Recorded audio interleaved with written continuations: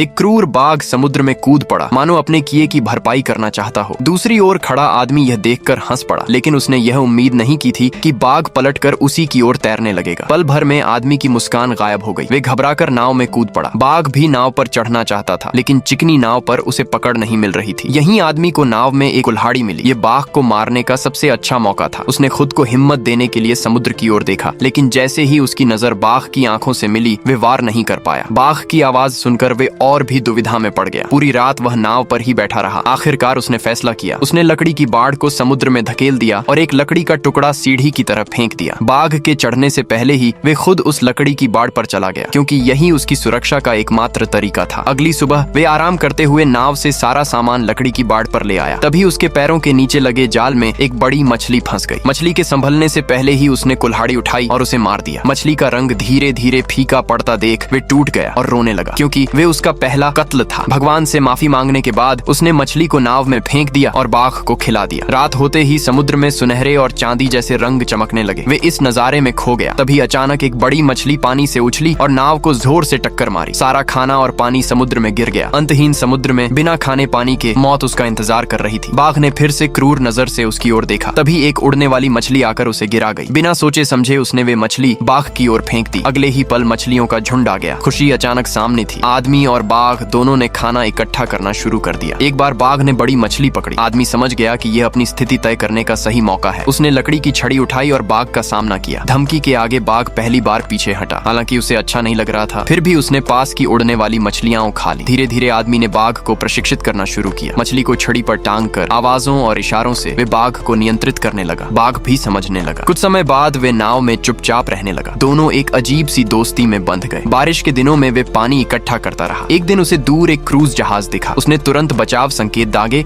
लेकिन कोई जवाब नहीं मिला। तभी एक भयानक तूफान आया और वे बेहोश हो गया। जब उसे होश आया, बाघ भूख से मर चुका था और नाव पर चुपचाप पड़ा था।